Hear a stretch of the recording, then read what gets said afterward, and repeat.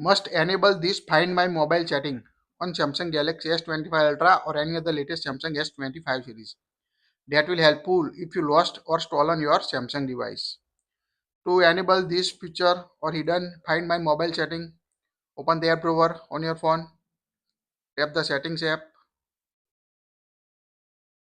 Now scroll down up to security and privacy. Tap on security and privacy. Here you can see the lost device protection option. Tap on it.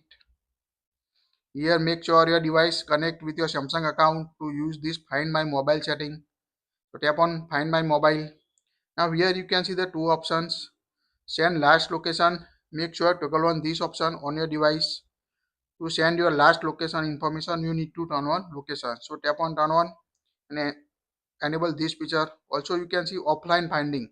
Locate your phone even if it's offline and help others find their device. So make sure also to turn on this option. It will allow your phone to be found by other people's Galaxy device even when it's not connected to a network. So very helpful feature if you lost your phone or stolen your phone.